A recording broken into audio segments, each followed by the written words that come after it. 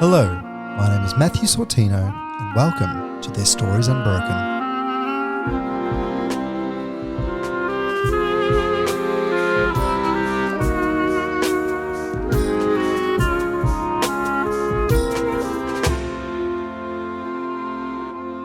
Today I'm speaking with John David Reed.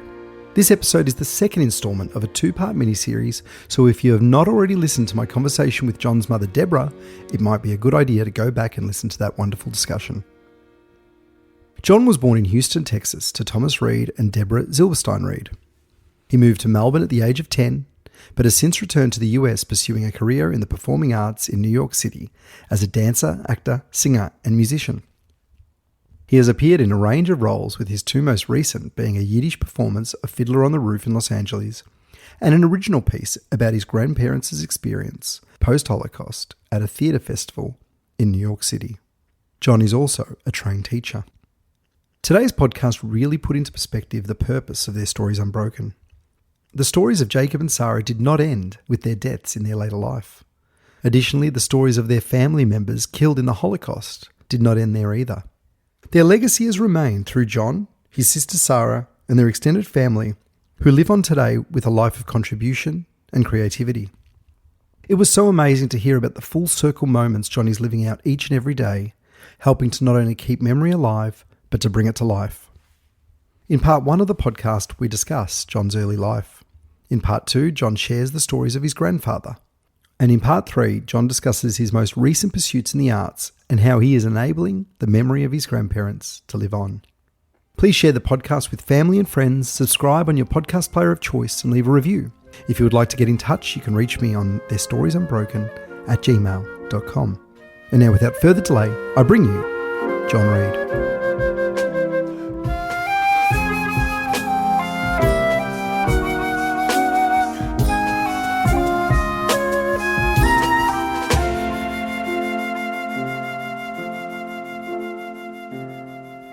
John, welcome to Their Stories Unbroken. Thank you, Matthew. Great to be here. Just to put us in a location, where are you based? I'm currently in my home in Union City, New Jersey, in the United States. It's about 6:09 p.m. The day before you, so I hope the future is looking better over there.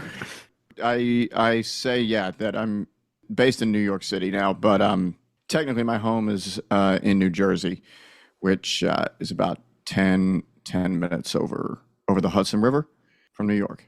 Great. So I would love to get into what you're doing currently a bit later on, but I'd like to take you to the beginning of your life, John. Can you begin at the start for us? Begin at the start. Very good place to start. I usually have now created the joke that when people ask me where I'm from, I usually respond with, "How long do you have?" So I hope you've got the time.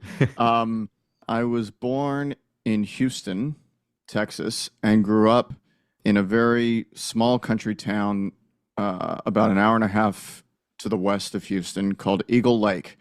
This was a town of about 4,000 people, one traffic light in the whole town. And it was primarily like a rice farming town, heavy agriculture town. But my father was born in that town, and he ran the local automobile dealership. And my mother, who you know very well, Deborah, was born in Melbourne and is the daughter of Polish Holocaust survivors that immigrated to Melbourne after the war. They randomly met in Houston, my parents, and had a kind of a semi-long distance relationship in the late 80s over, two continents.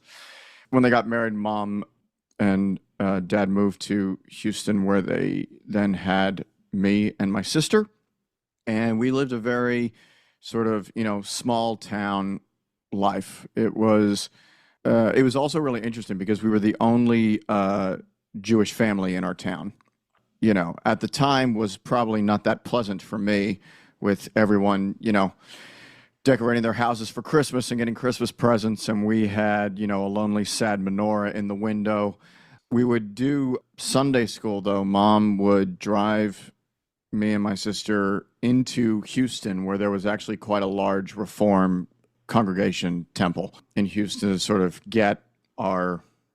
start getting our Jewish education. And then that eventually led to Hebrew school on Wednesdays.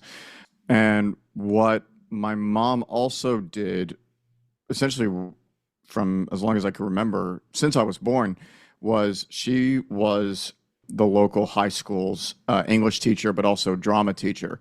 And she decided to create this children's theater group that would meet every week for, probably a good half year for ages 5 to 15. And they would do shows of Beauty and the Beast, The Wizard of Oz, Snow White and the Seven Dwarfs, Peter Pan, all that sort of stuff that she would kind of help write the scripts. And there were always a wide range of kids there. And I, obviously would go to rehearsals a lot, see what they were doing.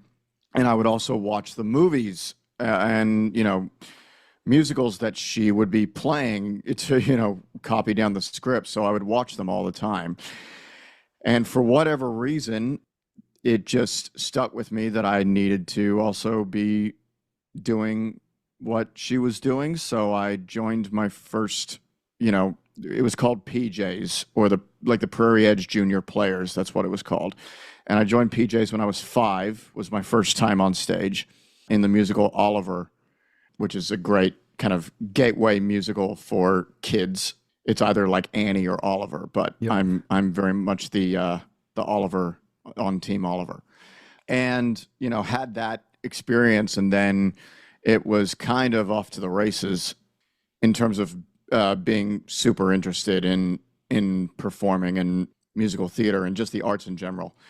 And I started doing like musical theater summer camps at a theater in Houston called Theater Under the Stars, which had these sort of, summer camps for kids, like day camps. And then I got freakishly accepted into their after-school programs, which now meant that Mom was driving me into Houston 3 times a week, an hour and a half there and back, for synagogue, for Hebrew school, and for the Humphrey School, which was the performing arts school. I remember it being a very, happy childhood. I was, although quite an anxious kid, due to circumstances that I would find out a lot later on. But my dad, in order to, the automobile business kind of fell apart a little bit, and he was left in a lot of debt, which meant that sort of as a last resort for work, he got a logistics contracting job for the company Halliburton, which was used by the United States Army as their logistics subcontractor. And so he went to Iraq for, in the end, 2 years from November 2003. So I was about 9 at the time. And that was sort of, I guess, starting to become like, a very hard time from then on, just having, dad in a war zone. And then after about 9 months, I mean, she probably would decided it earlier, but Mom was like, I really want to go home and be closer to my sister, my father, the rest of my family, because it was really just her in our town with 2 young kids and an aging mother-in-law who could not really help support. I should also preface this that we were very lucky while we were living in Texas, though, that we visited Melbourne almost every year. So we would, see my grandfather a lot. We would see my aunts and uncles and cousins a lot, and have sort of a relationship with a lot of people from Mom's life back home. But it was definitely, I noticed that from a very young age, I spent, a lot of the time not only just watching movies and like TV, but really dressing up and make-believing along with them. And I was in a very much in a land of make-believe a lot of my childhood. Was that something that you took because you just loved what your mum introduced you to with drama? Or you mentioned being an anxious kid. Was it a way to sort of escape that? Or you also said the loneliness of being the only Jewish family in town. Did that, in a way, impact your decision to not? I mean, it was very common in the 90s to watch TV and movies all the time anyway, um, Yeah. but to get in character and find a place there. Yeah. Yeah. I mean, I think it's probably a combination of all of them. I mean, I like vividly remember watching The Wizard of Oz for the first time, and that being sort of my that was kind of the gateway movie in for me, where because I also was just enamored with the actor who played the Scarecrow, Ray Bolger, and how amazing he was as a dancer. And I'm sure that that has a big influence into why I also became and studied further in dance specifically. I will say though, I think a lot of performers have this innate thing where whatever attention we are getting as young kids is probably still not enough for us. So I do think there's a lot of, hey, look at me in it. I think there was this constant need to be seen, to be heard. For whatever reason, it could be genetic. It could have been from the circumstance, but at the same time, also, it's not like I was, ignored really ever. I was incredibly loved and supported, and had aunts and uncles and cousins who thought the world of us. And but I guess it's just that the appetite was stronger, I guess. And also, I think there's something about, in terms of the structure of being on stage, that everyone has to look at you when you're on stage. And also, you can kind of do anything. It was the sort of place I think I really did feel where it was like I can be silly, I can be sad, I can be angry, it's all fair game.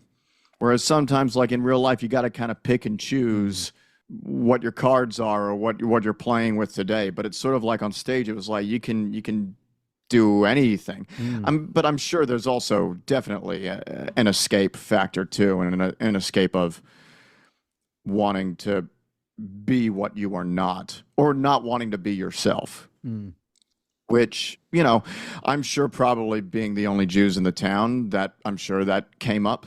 I wouldn't be surprised if that was a big factor. But I do also think there was just something in it that just I think it's just that transportation into another world. I do think that I wouldn't necessarily as an escape, but it's just like you're curious about it and you want to dive in, as opposed to feel like it's like you're running towards it versus running away from something, if that makes sense. For sure. Did the difference of being Jewish in a town of, small town Texas, did that ever come up as anything different than, like, holidays are different, or maybe some of the things that people spoke about or celebrated, but did it ever come up as a label for you or something that people commented on or anything like that? I was never bullied for it. I definitely know people asked about it, but I would also very much try to want to do what they were doing. Like sometimes we would make, like during Christmas time, Mom would sometimes come into my classroom and we'd show them how to light the candles. We'd hand out chocolate coins, all of that sort of stuff. I mean, because really it was only really just Easter and Christmas where it sort of was obvious that we were not the ones doing it like everybody else. Although there's a really famous, like in my family, it's a very famous story of me at like 4, where it's right near Easter and we're at the checkout at the supermarket, and there's like a 16-year-old behind the till, and she says to me, "Oh, what's the Easter bunny going to give you for Easter?" And according to my mother, I did this just slow head turn to her with just a jaw drop like face, and I just say, "They get presents at Easter too." So I'm sure that did not go down well later on. It was a great way to, I'm sure, to rub it in, the fact that like we can't do something versus like, look at all the stuff we do. It's like we have chocolate coins and that's about it. Like, it's always I love to make jokes sometimes about how, sometimes, not all the time, but sometimes Jewish holidays can feel like such a masochistic enterprise. Like, especially like at Passover with all the stuff that we got to eat. It's just like, what are we? And they just are just so sad and gross and like it's just funny to me now. Yeah. It's interesting hearing you speak about your mum, Deborah, and Hmm. she shared in her podcast, she was talking about the fact that she felt a little bit, not regret, but a form of, did she do the right thing in not embracing her Judaism as much as a young person? And Mm. and that she did go to the state. I mean, she loved every element of her life because she had a beautiful family and everything along those lines. That goes without saying. But in terms of having these expectations put upon her and sort of feeling those, but then constantly living on the other side of town in Melbourne, and then moving to the States and marrying your dad, who did convert, didn't he? He did not Oh convert. no, he didn't convert. Okay. Although I mean, you can choose to use this if you want or not, but I don't know if she included this. But what was really interesting, and this is actually she only told me, I think, in the last year, Mm. so it's very recent that she thought, and they probably would have talked about it, that apparently he probably would have converted, but not while his mother was alive. Oh yes, that, I do remember her saying that now. Yes. What I sort of think as well was her. I mean, again, she'll say this in her podcast, but her parents were not. She did not come from a religious Jewish family. They were culturally and ethnically Jewish, but they weren't worshipers. They barely went to synagogue. I still don't really know if mom believes in God, or at least we don't. At least from last time she told me, I don't think. But my father, on the other hand, who was Presbyterian Christian, they were very observant. His family would go to church every Sunday. They always said prayers before meals and prayers before bed, as well as, go to church for all the significant holidays. And I do think that my dad was a believer in God and was sort of a spiritual person. So much so my uncle, who I'm actually named after, is a Presbyterian minister. But actually also my dad was the youngest of three, and his oldest sister actually also married a Jewish Texan and converted to Judaism. Okay. So I'm sure my Southern belle grandmother is rolling in her grave at the thought of her oldest and youngest child marrying out of the faith. That was probably more, a big deal for her than it was for like my mom's side of accepting that. But what I think my dad, though, brought when they got together and when they were like, okay, if we're going to raise our children Jewish, we're going to raise them Jewish. They're going to go to Sunday school. We are going to do Shabbat every Friday. We are going to say our Shema before we go to sleep. So in a way, I think it kind of opened her back up to her religion in a way. Like it kind of having a husband who believed in ritual and believed, I guess, for lack of a better word, in religion, which I'm still kind of changing my whole, relationship to what that even means nowadays. But that is interesting that she hears about that sort of remove or wanting to kind of move away from it. I do think, though, that most people, and really anybody, you kind of have to move away from everything that you know at some point in your life in order to maybe find your way back to it again. I know I did that later on, and I've kind of now sort of found my way back to what being Jewish means for me. And also as I also jokingly say, I just have an ever ongoing identity crisis about, am I American? Am I Australian? I don't know. And I'm definitely Jewish. I don't know if that sort No, of no, no, perfect. But weaves back yeah, in, but it does. And well, in two ways. Like one way, mm, it was interesting to hear about Deb going into school and sharing those rituals in Texas, which was a way that obviously she was connecting at a time that maybe she didn't remember connecting as much to it as mhm. thought. But then, yeah, it's really interesting because I think I thought your dad had converted because I remember your mum talking about you're going to be Jewish, that we're going to raise them that way, like really committing, which was, yeah, really, I think important step in, as you say, that identity for all the family. Mm, Yeah.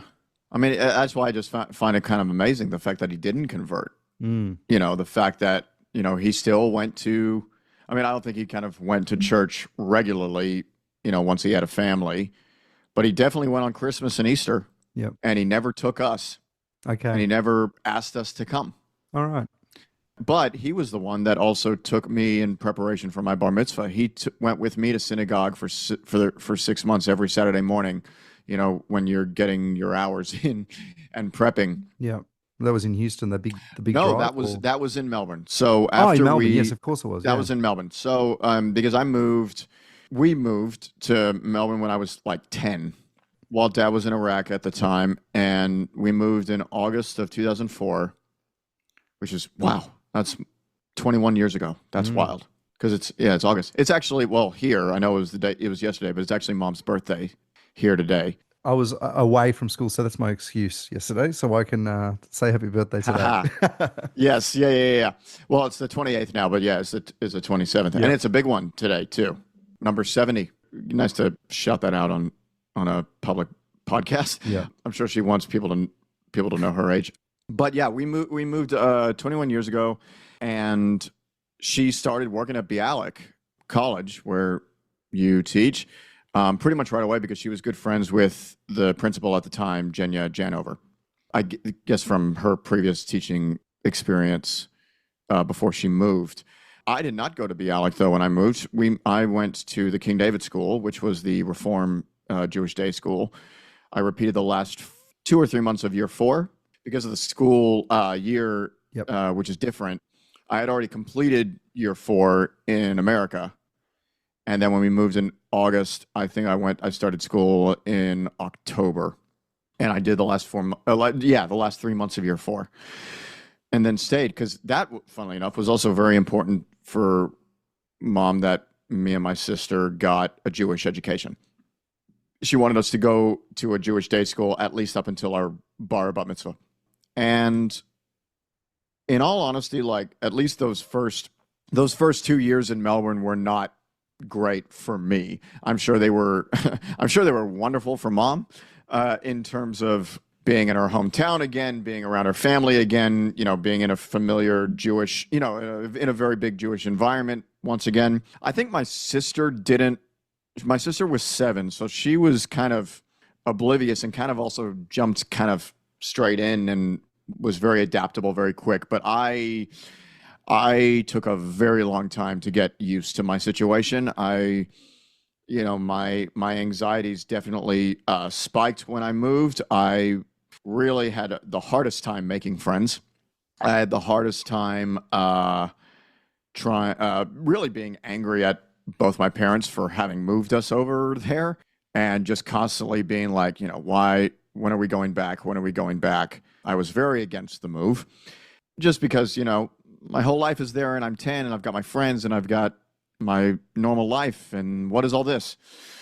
What did I do? What did I do? Like, what is this for? Until after a while, Mom was sort of just like, we're not gonna talk about it anymore. Like, you're here, and you just gotta accept it.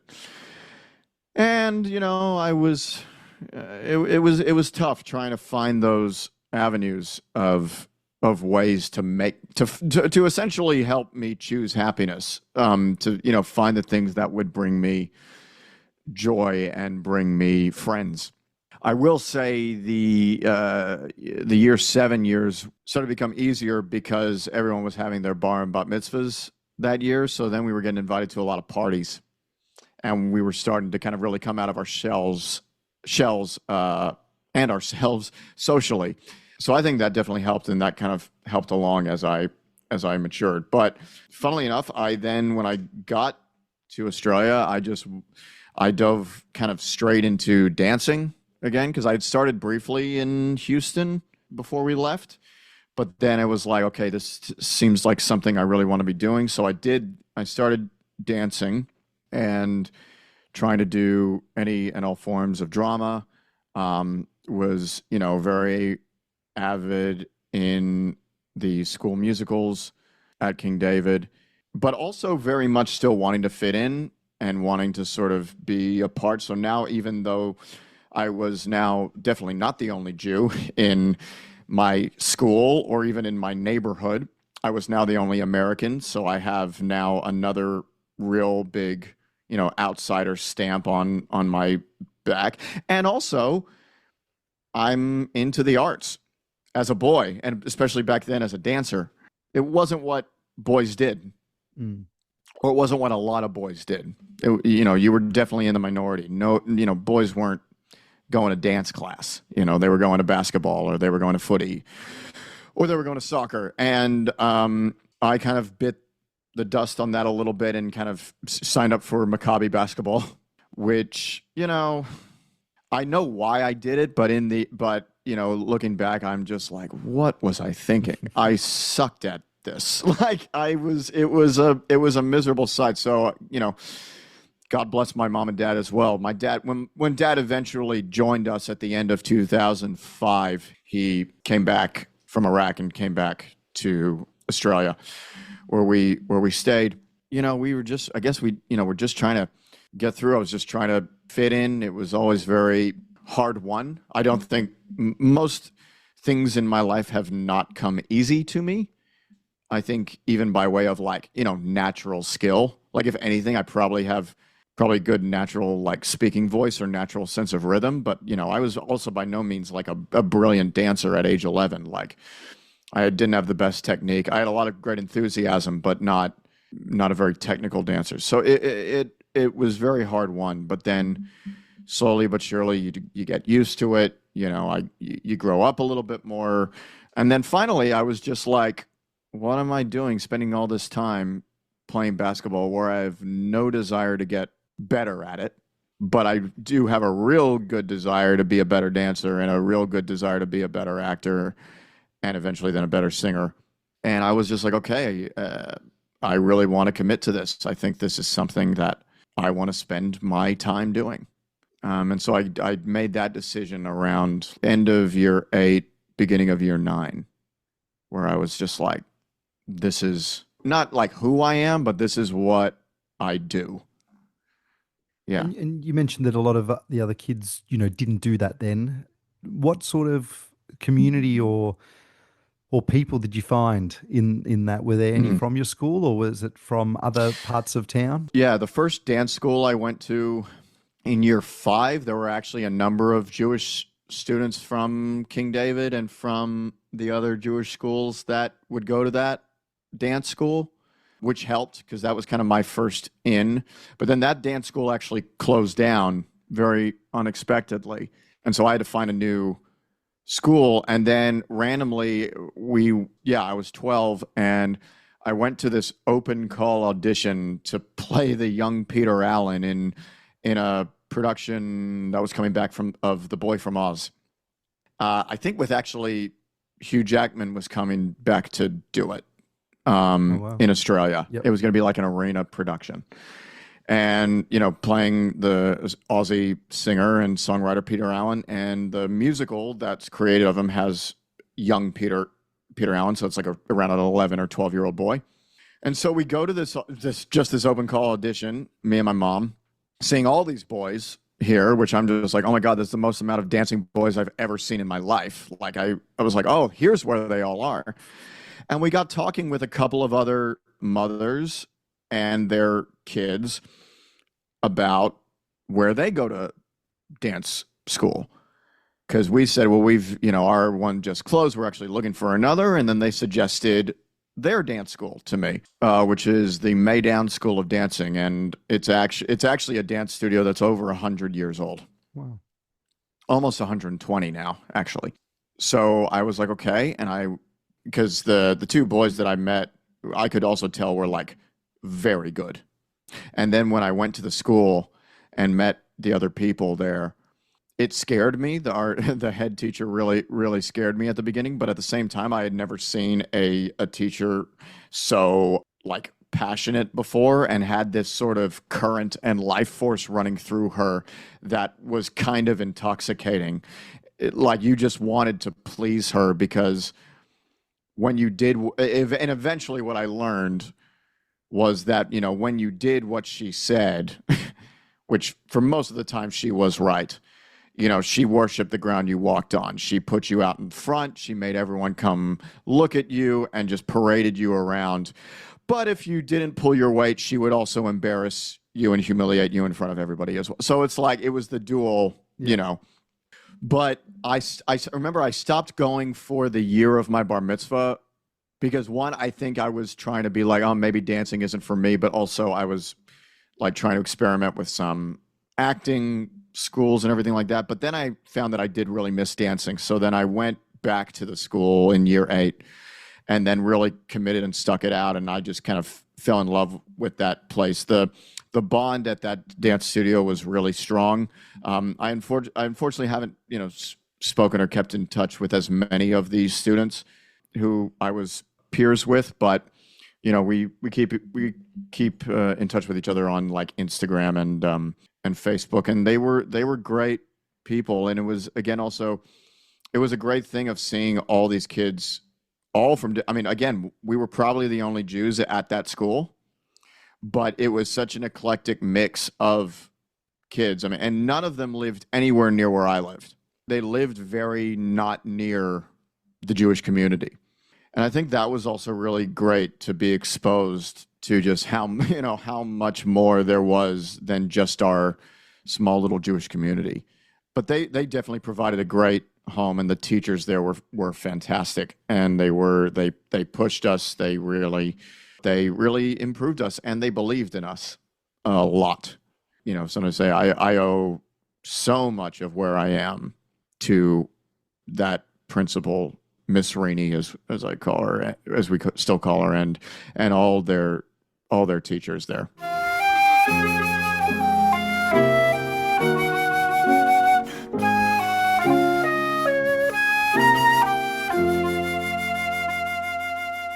Your first time, I guess, hearing about, you mentioned you did bar mitzvah in year 7 at King David in Australia.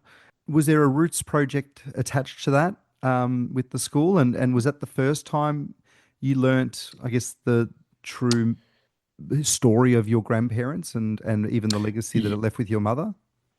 I think in terms of the Roots project, I think we may have actually done that in year 6, not year 7. So I think it was actually an earlier project. Not tied with my bar mitzvah. But I mean, I'll also, say I never got to meet my mother's mother. She died before I was born.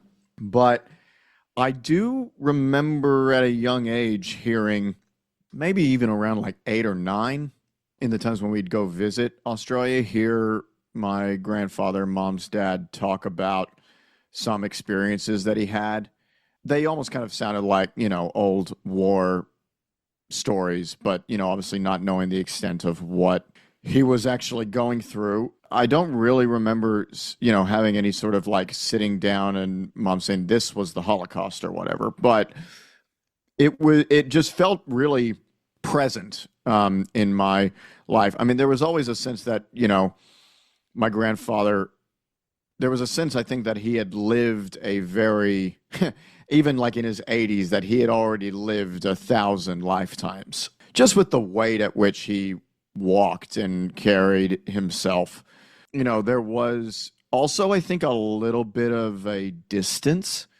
I think also because my mother was also a little bit older when she had me and my sister, he was not at an age where he could chip in or help or pick us up from school, or we would stay over, on the weekend or help with any homework or anything like that. Like there was kind of like a distance, kind of like an old relic that, we go to him to see him and to spend time with him, but it was hard to find things just to talk about with him. But then we noticed that he started talking more when he would talk about the war and his experiences. And then that sort of became my way to know I can kind of connect with him a little bit more.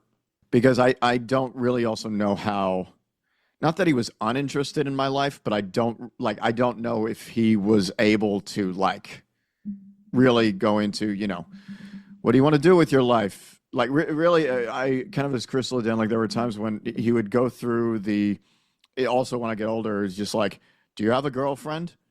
And how's the car? Those were the sort of, if he was going to ask me a question, it would be that, Yeah. very broad based questions. But I do remember between the ages of 12 and 14, especially diving very deep into Holocaust study and reading and learning what it was about. I'm pretty sure I saw Schindler's List for the first time probably around 13 or 14. I think that was also the time that Mom took me to the Holocaust Museum in Melbourne. But actually, she may have said this as well, that she was a docent at the Houston Holocaust Museum. And I do remember going there when I was a kid. I also remember, I think, reading the Diary of Anne Frank at like 9. All right. Wow. Yeah. So yeah, oh yeah, that's right. Because one of her one-act plays that she did at her high school that she taught was the Diary of Anne Frank. Oh, wow. And I would go with her to I would, be with her at rehearsals. I would watch it all the time. I sort of, I think at one point even started being kind of like an uncredited like stagehand, like helping set all the pieces and stuff.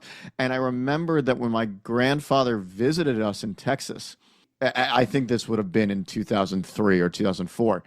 Those students performed the Diary of Anne Frank at the Houston Holocaust Museum. And my grandfather was there. So, yeah. So there's no. So, sorry, that was a long way. It's now just kind of all being like, great. I forgot about that. So, yeah. So it must have been always near me. And especially, I think, just the notion of these old Jewish stories, that it's like that it is part of something, at least at the time, that sort of felt ancient. But at the same time, also very much like, I know this stuff. Mom also did, I remember Mom, I think, did a one-act play version of Tevye and His Daughters, which was a precursor to Fiddler on the Roof. That was like written, I think, in the 50s. And I remember seeing that and asking about those times and why they wear the caps and the tzitzit. I think there was definitely interest and intrigue. And I think especially as I got older and as I was able to ask my grandfather more questions, and I saw that I think he got excited at the fact that I was asking him about it, and he would kind of go on. I think that was a great way to connect with him, to actually just have a grandson-grandfather relationship. Because not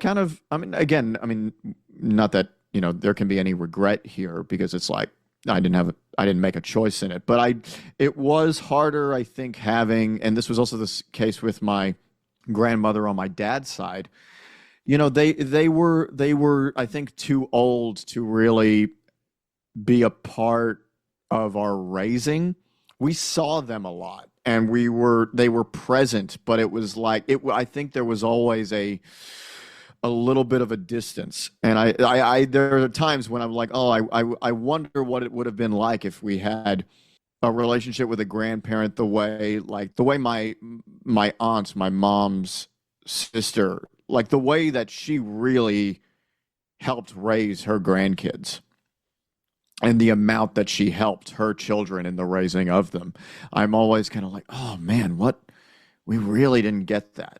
But again, like, not that there would have been a choice or, to do that or not. Yeah. It's just the way it went.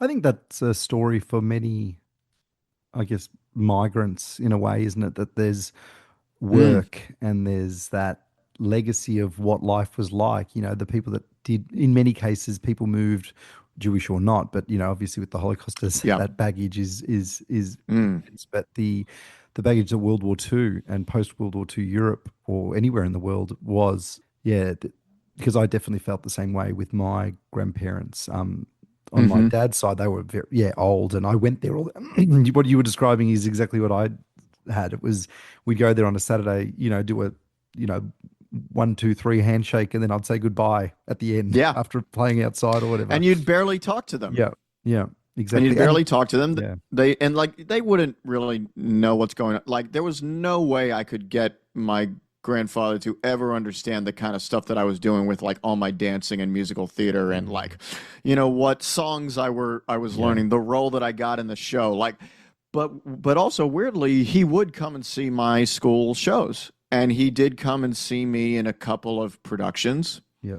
I think it's also that thing, at least, especially I think when I got older, was that I think it's also the thing, human beings are consistently inconsistent. He wasn't able to connect with me with all of those sorts of things, but then still come and show up when I'm, doing my first ever professional musical. Mm. And that's a different way of showing love and care, isn't it? Well, that's it. And he got me my first car when I was 19, about to go to uni. And, he would also give, his grandkids and his great grandkids eventually, ridiculous amounts of money for our birthdays. But the card would just read "from Papa."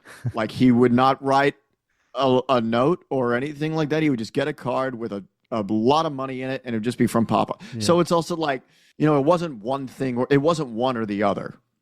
Yeah. In terms of his, it's not like he was completely not present or not connected, but then also not fully the other way too. So it was just a fascinating, looking back, especially now, it's just a fascinating dichotomy of what he was also in relation to the family. But I mean, we all revered him too, maybe even to a fault.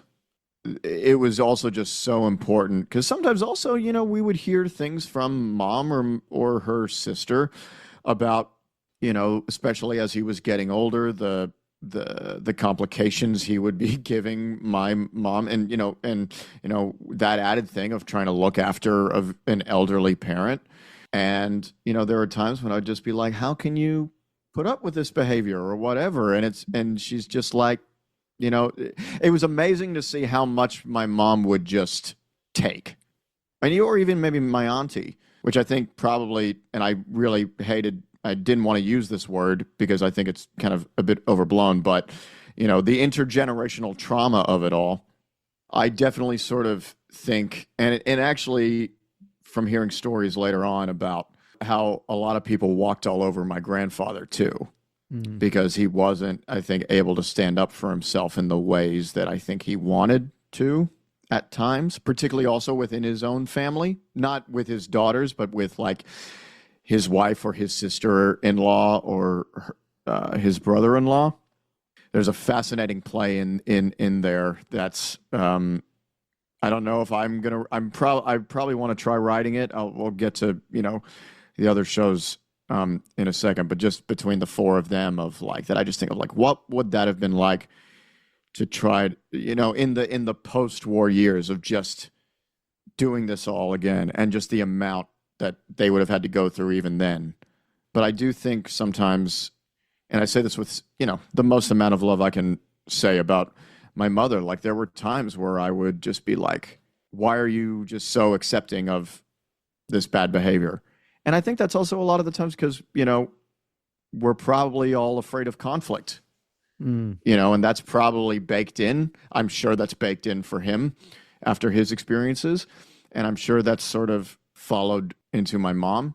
She wasn't afraid of conflict with her children in terms of like if, she disciplined us or whatever. But, she's always told me to like pick your battles, don't burn your bridges, blah, blah, blah, blah, blah. And now it's just interesting to be like, how bad does it have to get, I guess, which is something that I've not really started thinking about until very recently. Just because now when you can sort of see your parents as full adults as opposed to just your parents. Yeah, for sure.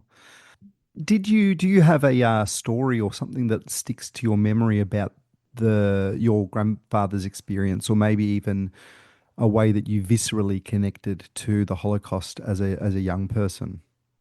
The first story I remember him telling was a story he had when the Nazis invaded on September 1st, 1939.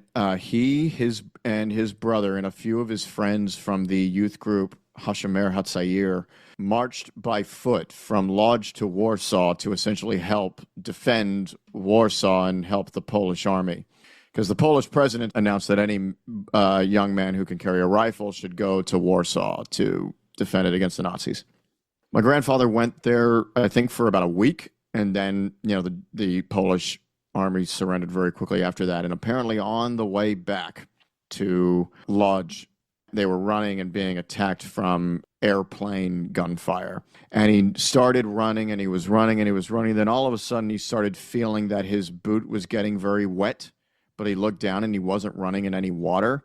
It turned out he had been shot straight through his calf, but it was a flesh wound, so it went straight through the other side, which means it didn't hit an artery or bone.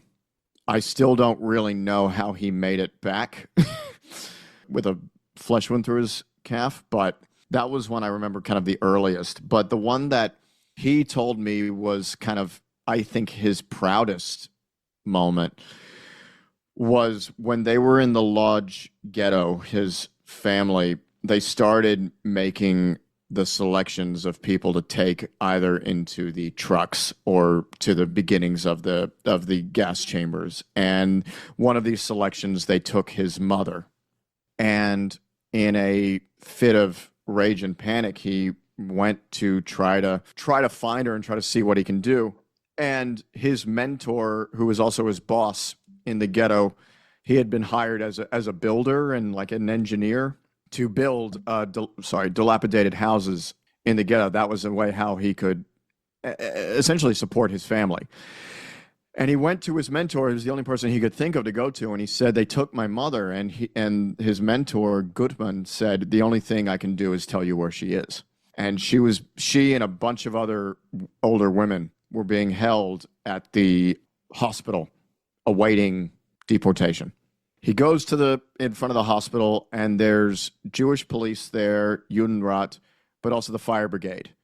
And one of the firemen was a friend of his. And the friend of his recognized him, and he goes, his name was Jacob, but he was known, in Polish by Kuba. He goes, Kuba, what are you doing here? And Papa says, they took my mother. And then the fireman said, go to the side here and wait for me. The fireman comes back out with a fire hat and an armband and said, let's go. Then they go and run up 3 flights of stairs, just shouting, Mama, Mama, trying to find his mother. They finally find her amidst these hundreds of women. They take her and go to the top floor. And now they're like, well, what do? We can't go through the front door. And so my grandfather looked down and he said, I've got a watch. Go take this watch and bribe that German police officer outside. So the fireman went and took it, goes down, bribes the guy, walks away, and he waves up through the window to my grandfather, says, it's okay. So my grandfather then climbs out the window with his mother hanging around his neck down the side of the building on the pipe, and he took her home.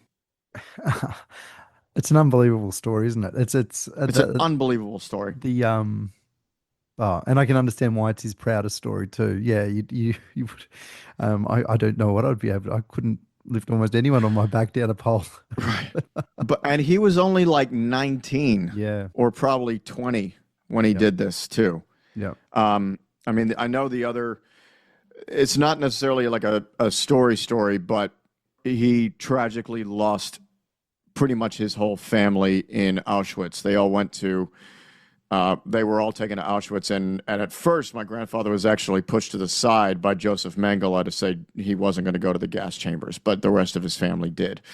And my grandfather was in Birkenau for 2 weeks, and he actually escaped going to the gas chambers twice until finally some people that he had done favors for in the Lodz ghetto because of his building managed to actually wake him up and get him out onto a train that was taking people to work in a coal mine. But cut to, I'm participating in the program March of the Living when I'm 17, which is a international program that takes it really takes many different age groups now, but at the time it took people in year 11, so like 16, 17-year-olds, to Poland and to Israel. And specifically, you're also in Israel and at Auschwitz on Yom HaShoah, which is Holocaust Remembrance Day. And the idea is that you do a march of solidarity or peace or love on the 1.5-mile train tracks that goes from Auschwitz to Birkenau. And on that day, I was not able to find like his old house that he lived in and lodge and anything like that. There were a lot of things we couldn't get to because there was a program and there were, educators and teachers and we were a lot of kids. And I told him before I went, I was just like, we're going to be going to Auschwitz. Where were you? And he says, I was in barracks number 15. And I then plead with one of the counselors or one of the people with me saying, I have the number of my grandfather's barrack where he was. I know where I need to go. Can I just please duck out, see it, take a picture with it and leave? And they were like, yeah. And so I was then actually able to go and find, it's all remnants now. They're not, there's no sort of structure anymore, but I saw the remnants of barrack number 15, which is where he stayed while in Birkenau. And I still have that photo. Wow. Was he in Birkenau in that barrack? He was in Birkenau. Yeah, it's interesting because Birkenau, because one was more of a work or concentration camp and one was a death camp, isn't that right? Auschwitz one, which has the Arbeit macht frei sign on top of it. That was the labor camp. Yep. But Birkenau was the extermination camp. Okay. But crazily, there were barracks at Birkenau, and he was there. It's absolutely crazy. It is. It just sort of, it paints that picture of how large scale as well these places were and how life, in a way, this unbelievable, horrific situation that sort of humans, the way that they can normalize or even within a week of being somewhere, that's where you are now. And you figure out how to live there and move on and survive. And yeah. Well, I mean, there is a part of me that's kind of like, how does anybody survive at all, even if you don't technically die? I'm sure how many do we not know of survivors afterwards that had such, survivor guilt or just had been so destroyed by it that they, could not live with themselves anymore. Like, that to me is almost the biggest miracle, is the fact that not only did he go through that, but then he managed to fall in love and marry and have children and make a life. And also, I'm sure my mom also said this as well. It's like, he never struck me as like a bitter man. I mean, he was obviously a damaged man, but he was not angry I'm sure he is. I'm sure he was. But it never seemed like it was that, he never took it out on his wife. He never took it out on his children. He never took it out on his grandchildren. Like, he had fun when he moved to Australia. They had like parties every Saturday night, and he kind of reclaimed his lost years, which I'm also kind of like, how did you do that?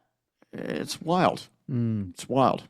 It is wild. And I think today's world, we cling on with some sort of identity that if you've suffered trauma or something, that you have to hold on to it and it becomes your life rather than moving on. And I know that there's reasons for that for people and it's hard to move on, but there's this cultural shift. I mean, we don't want to go to where we once were, where no one spoke about anything and everything was hidden and that, but then there's also this idea of sometimes you've just got to overcome and move on. But culturally there's, and maybe there's a need for it to get to some balance again. But there's this idea that we have to hold on and almost put up on a pedestal your trauma or past or difference. Yeah.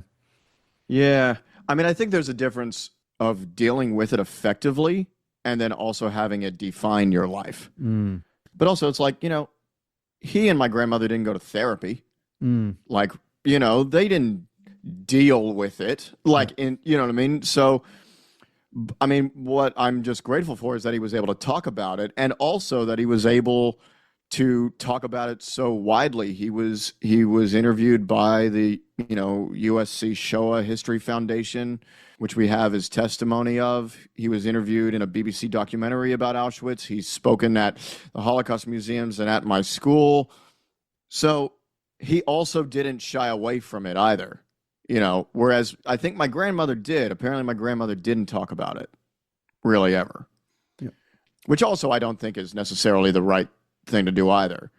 But there is, maybe it's also, again, and I think culture has a way of having the pendulum swing too far the other way before it swings back to the middle, that people are talking about trauma a lot more now, which probably is a good thing because it is unearthing things that need to be dealt with that at one time or another would have been pushed under the rug and forced people to not open up or deal with. But then I think sometimes we can go too far the other way, where it sort of then feels like people then are feeling like they're defined by it. And I don't think that's helpful either. That there's this balance of being able to talk about it, deal with it, understand the grieving and the loss and the work that must be done for you to move forward, but at the same time also that we can move forward. Sounds like very cliched and probably very naive advice, but it's like we are so much stronger than we think we are, and we have already overcome so much, which is life, right? No one gets through life unscathed in some way, whether that's the Holocaust or whether that's other things. And again, not that, I also don't believe there should be a comparison of suffering, but there is also something in knowing that this happens, but we can survive. Yeah. And not only that, but we can continue on, and we can also use what we've learned to carry on. Yeah. And to thrive, and to, I guess I named the podcast Their Stories Unbroken because it was about the individual not being broken as well as the lineage and that story. The fact is that although you mentioned intergenerational trauma and the things that come along with that before, that there's also a positive legacy and a living of life and a thriving that can come through as well.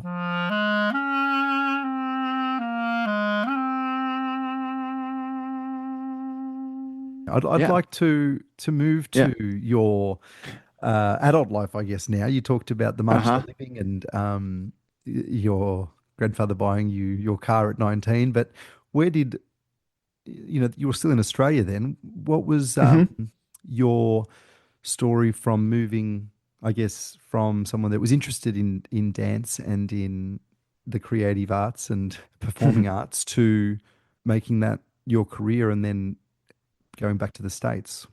Yeah, so I kind of made the conscious choice, as I said before, in year 8, year 9, to really try to commit to this training. And I think I sort of really wanted to, I sort of knew then that I really wanted to do this professionally. And I knew this wasn't just a hobby anymore. This was something that actually really was a lifeblood, I think. And I was so very fortunate that I was able to get into a very wonderful musical theater bachelor course that was in the town of Ballarat, actually. So I lived there for 3 years and got my BA in musical theater.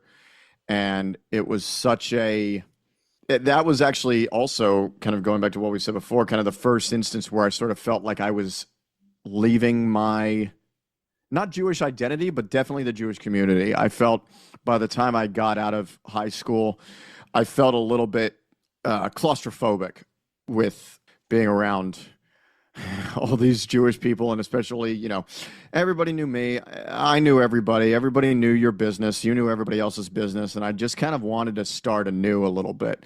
And then I get to drama school, and I really was like, I've found my people. We were all the outsiders from our respective communities and our high schools, and we've all come together to be misfits together. And it just, man, my first year was like, it was so joyous. I was just in heaven, singing and dancing and acting every day for class. I was just like, this couldn't be any better.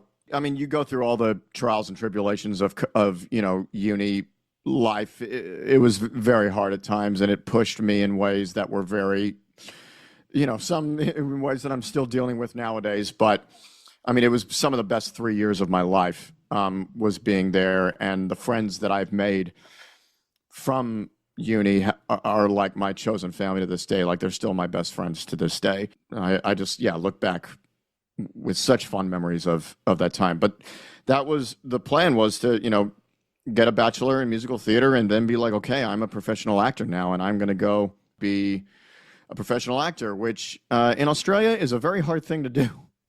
I mean, really anywhere is a very hard thing to do, but especially in Australia, just by virtue of just how small the industry is, by way of how small just the population is. So that was hard. My mother did really want me to go get my teaching degree pretty much right away, and I was just like, no, I have to at least work for 2 years. But I was also very lucky that I had been also teaching and teaching dance since about the age of 19 as well. And so when I wasn't acting or while I was auditioning, I would be teaching. And not only that, I actually started working for Deb at Bialik as a learning support assistant for children with additional needs, which at first I always thought I would hate that job. It turned out to be one of the best jobs I've ever had. I got so invested in the kids that I was working with. I was amazed at how much I enjoyed it. I was amazed at how much I wanted to learn about it. That was actually also learn about child behavior and learn about to analyze, their behavior and how to help them or to know what to do about that. Like, that became so interesting to me.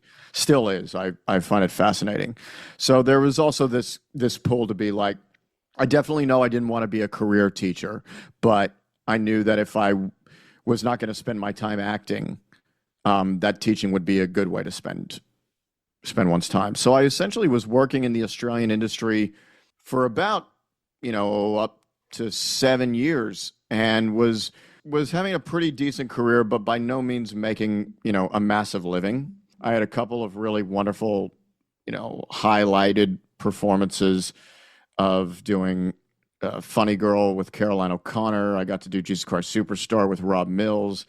I eventually got to do West Side Story on Sydney Harbor, which was kind of a dream job, and I still don't really think any job has kind of topped that one yet. But I also had this kind of yearning kind of towards the end of my uni year, because I'm still a dual citizen of the US, to be just like, well, what if I actually wanted to try this out in New York? Like, because this is where the work is, especially, New York is Broadway. And I had visited New York a couple of times, but kind of still either in high school or at uni as a tourist. And I took one trip there. It was January of 2017. So I was just about to turn 23. And I went there for about 3.5 weeks by myself. And this was not so much a tourist trip anymore, but this was really for me about seeing what life could be like living there, what auditioning for shows could be like there, what taking classes could be like. And it was a really transformative trip. The shows that I got to see, the teachers that I got to talk and do classes with, and the auditions I got to do. It really also made me land in myself the fact that I was no longer a student, but I was a professional. I really got that here, and I was like, I got to get back as soon as I can.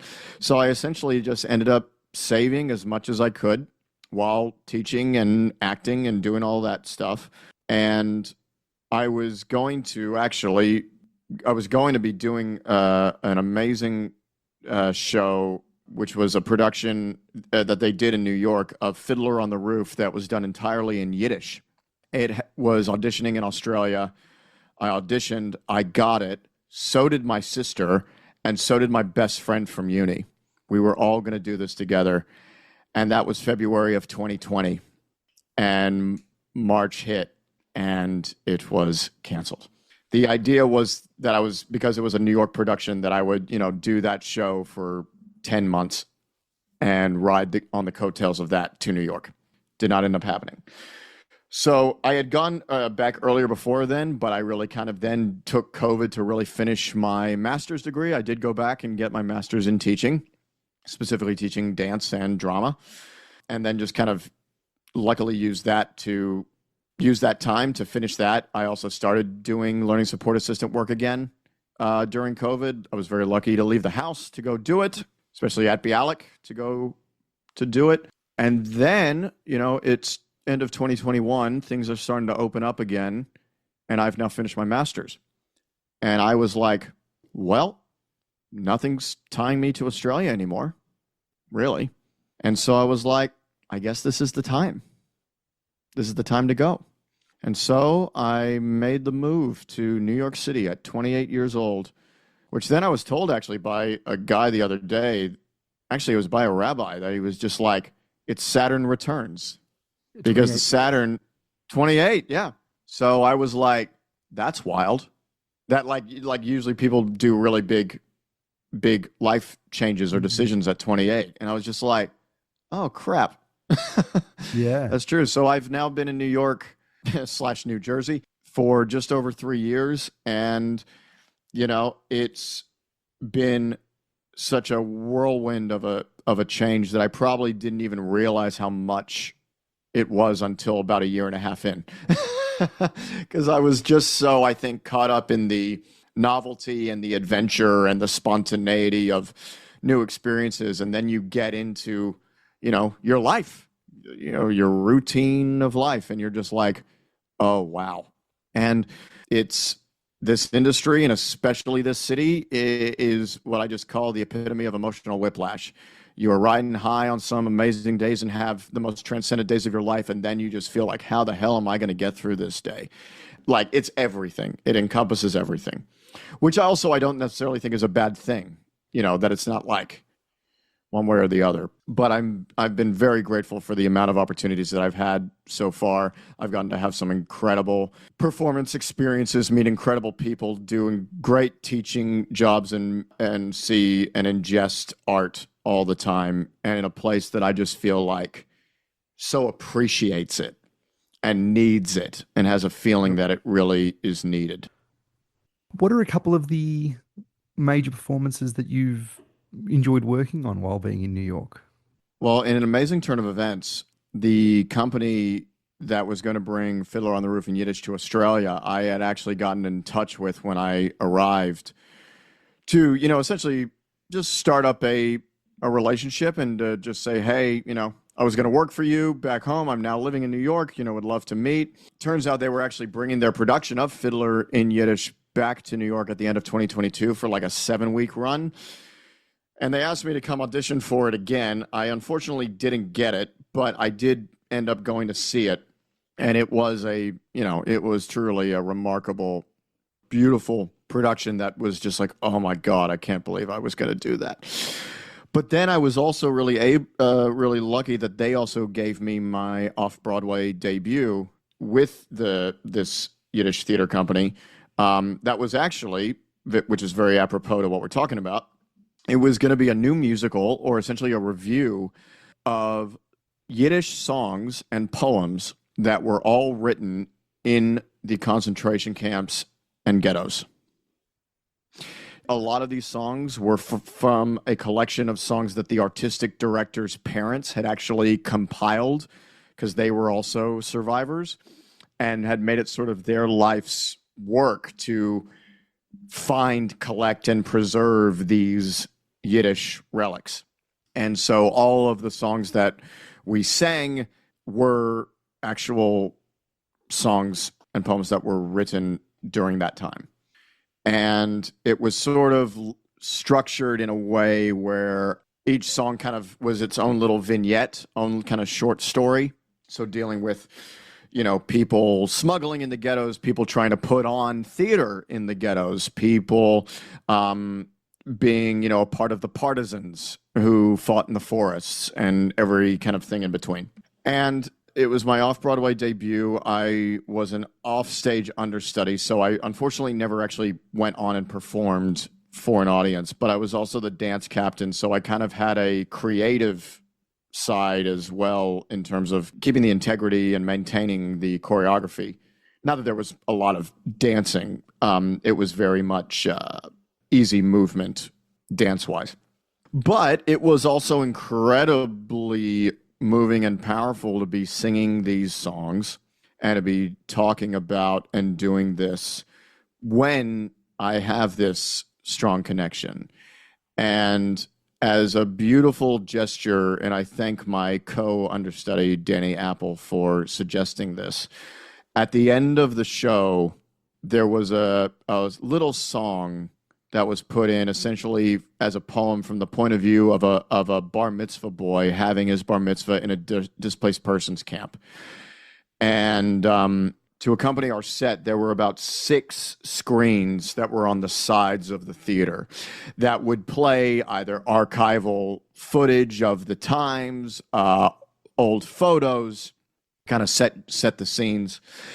And during the end, they were having this montage of photos of weddings and bar mitzvahs and brisses and things happening in the displaced person camp post-war. Now, my grandparents never got married in a displaced persons camp, but that's just where they met. And I reached over to the director and I said, hey, I've actually got my grandparents' wedding photo. They didn't get married in a DP camp, but would I be able to include them? And he was like, yeah, send it over. And so there is a moment in the show where my grandparents' picture comes up. And I was FaceTiming Mom during our technical rehearsal. And I said, hey, this is what's on the screen right now. And I texted her the photo, and she was at school. And she goes, oh, my God, those are my parents. And just like broke down. Yeah. So that was a really special thing that I got to do.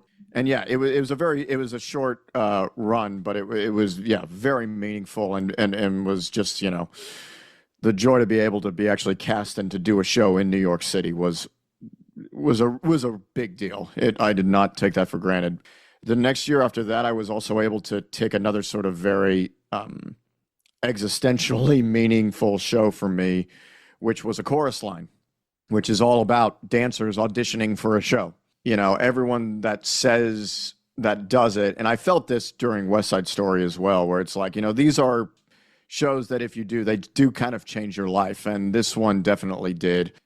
Just how connected I was to what the show was about and the way our director directed us. Like, I was never so much of a spiritual person, but they really put into my head this notion of really keeping in mind that when we do this, we are paying tribute and doing it in honor of all those bohemians and dancers and artists that came before us, those that are no longer here, and also those that helped us all get to this moment, which reminded me of, I'm sure you've heard it at school, this prayer that we say on High Holy Days or any big holiday called the Shehechianu, which is essentially, a prayer to God, but essentially the idea of that we are alive and we have made it to this moment. And that was something that really changed my perspective on performing, I think, forever, in terms of the weight of it and in terms of just thinking about all those 10,000 hours and all those hundreds of thousands of people that are able to get you to where you are sitting right now. That I will never forget. Oh, that's incredible and beautiful, and all those pieces coming together, but also for you for following your passion and not taking the easy way of being a teacher in Melbourne, let's say, but you decided to take that step and push, and that's a big thing to do. Yeah, I did, and there are times when I've sort of at first I go, it wasn't that big of a push. I just had to do it, but it's like no, like it was a big deal. It was a lot to leave behind, and it was a lot to go into, on my own too. Like, not going either with friends that I knew who were coming along with me or a partner or anything. So, I mean, really, still, only over 3 years in now, but I feel like it's still very early days. Like in the grand scheme of, how long people have these lives, particularly performers' lives in New York City. Like, there are people that I've known that I've met here who have been here for 10 years or longer or from wherever. So I also am like, I always have to keep it in perspective for me of just like, still early days. Like when I'm getting sort of stressed or too ahead of myself on where I need to be by a certain time, it's like, it's early days in that sense too. But I do miss home. I do really miss Melbourne. It's such an easy place to live, which has really become, more apparent to me, particularly not only with just the current state of America, but just America as a country that I think I really got wise to when I moved, because I think I looked at America with rose-colored glasses as a kid, obviously, having been taken from there at 10 and being just like, America is the best and I want to go back. And kind of, there are times when I sort of feel like I feel like I was kind of played by that, even that notion of America being so exceptional and being so amazing and being so great. It's sort of like that thing of like, was it ever?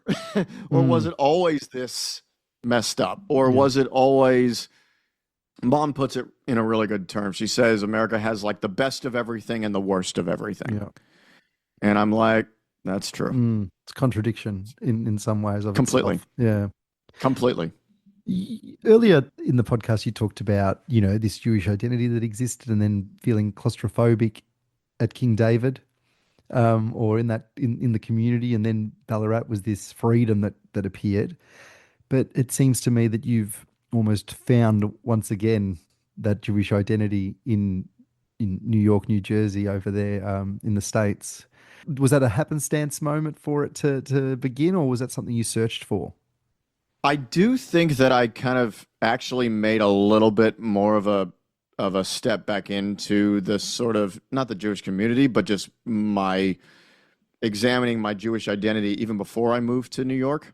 I found that, especially in the years leading up to and during COVID, I was very conscious to be going to as many family Shabbats as possible, to be really trying to, go to the Seders, go to the services during the High Holy Days.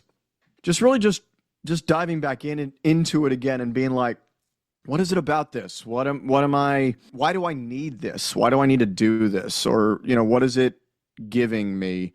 And I also then found myself really thinking of it as, something in a really sort of businessy kind of way of just like, there's a whole side of me that I can really bring to my acting, in terms of like, look at, the Jewish stories that are being told, look at TV shows or movies or books that use and utilize Jewish characters, and be like, this is a role that I can play, and this is something that I can offer. I can be a Jewish character, or I can offer that too, to be just like, I think it was the thing of how can I bring these two worlds together? I always felt that they were very separate.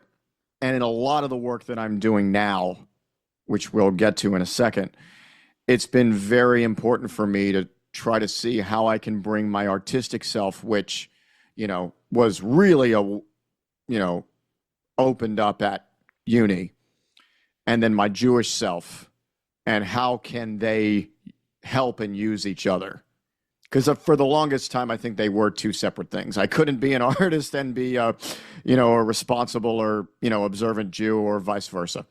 And I'm definitely trying to find the balance of it a little bit more. I'm, as I'm getting older, it doesn't have to be one or the other.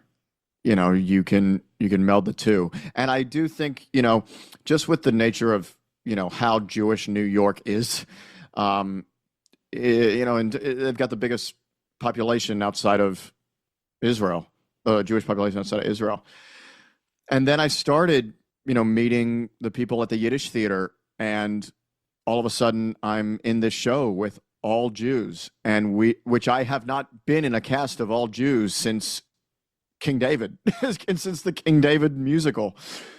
And we were doing, we were handing out challah on our Friday rehearsals, and we were putting up Hanukkah decorations when it was the first night of Hanukkah. And I was just like, oh, this works together.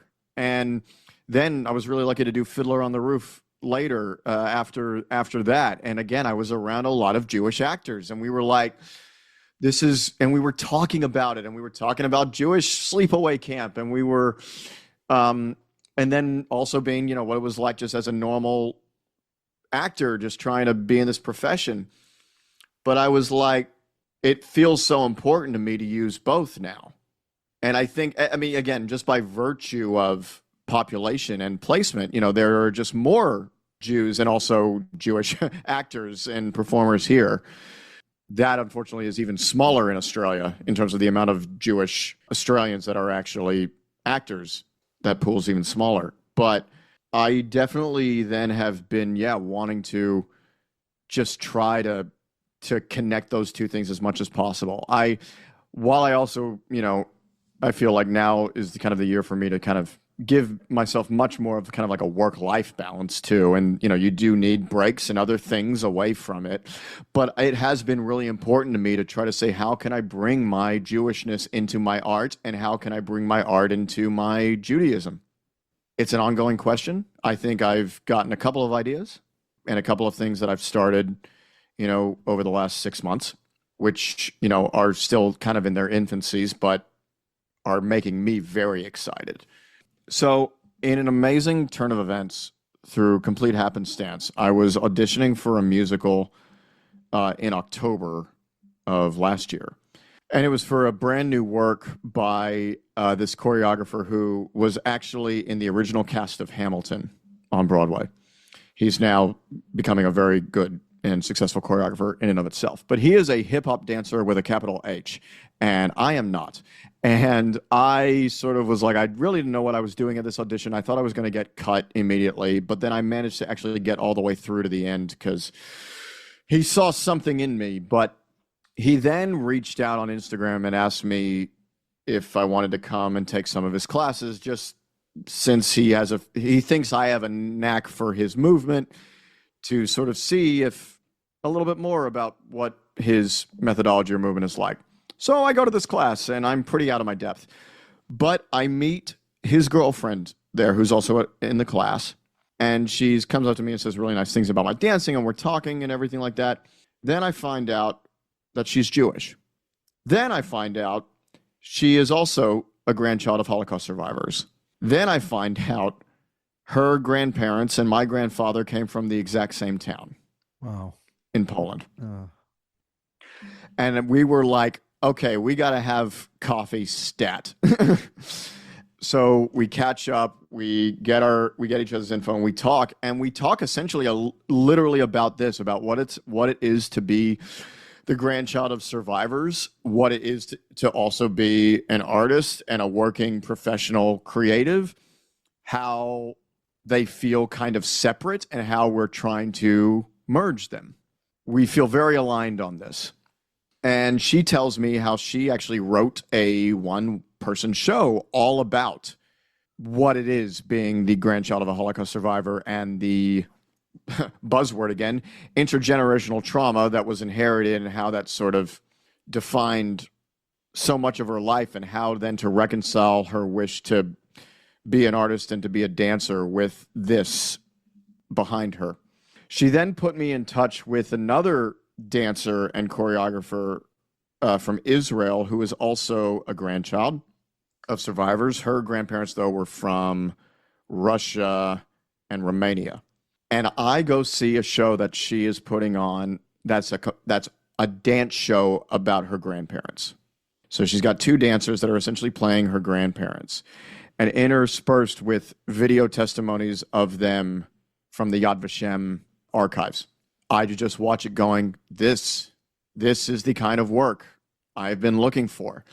I talk to her, I say, Jana Krumholtz had told me all about you and said we need to get together, or I need to make myself known. And I said, I think the three of us need to get on a Zoom.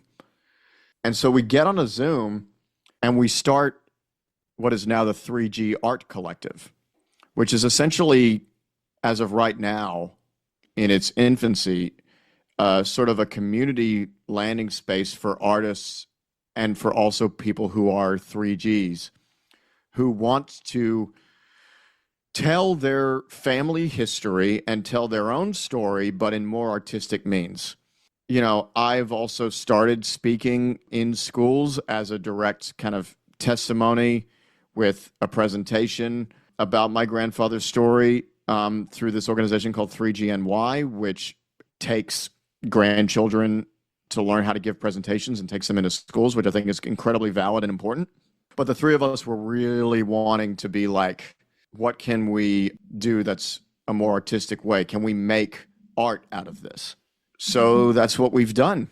The three of us now have shows. Well, they had already had shows already, but this meeting and creation of this really spurred me on to start writing a show of my own that I am still in the process of writing, but is actually getting its first performance in full on September 18th in New York City, which is incredible. It's called The Only Ones, and it's sort of, I call it a dance play, or sort of a monologue with dance. And it essentially involves me telling my grandparents' story as well as my own story, kind of like what we just talked about, to the audience, while having two dancers play my grandparents, and sort of the go back and forth between their stories and how they affect mine and vice versa, and what the sort of, what the legacy is and what do I carry on.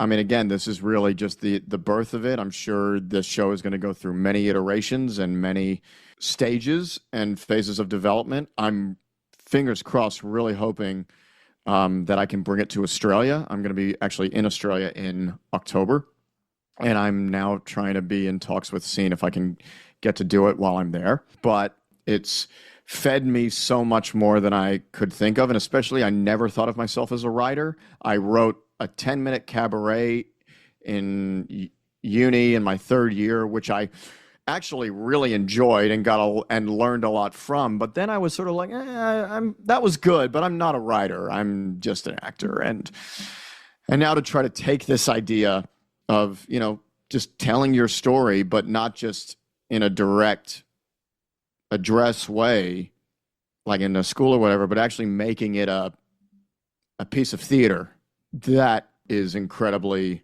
exciting and moves me. And we're now just kind of in the pitching and the selling stage now of trying to get other organizations or venues or places to who want to put on our shows to put them on.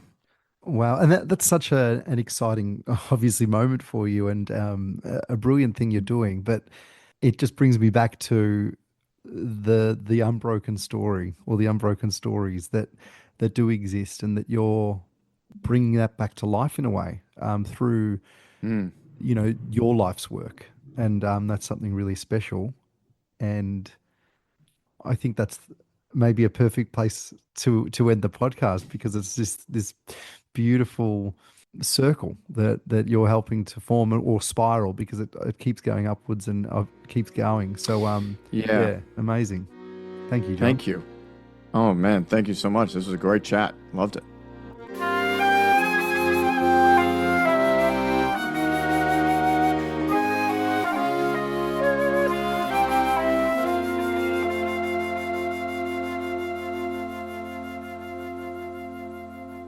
Their Stories Unbroken is recorded on the lands of the Wurundjeri people of the Kulin Nation, and I'd like to acknowledge their elders past and present. I'd also like to acknowledge the founders of the Bialik community, who in 1942, a time of tragedy and horror for the Jewish people, and for so many others around the world, visioned and developed Bialik College as a new type of schooling for the youngest members of the Jewish community. If you enjoyed the podcast, please subscribe, follow, review and share. If you would like to get in touch with me, you can email theirstoriesunbroken@gmail.com. Thank you to Bialik College and all the staff behind the scenes that have helped make Their Stories Unbroken possible.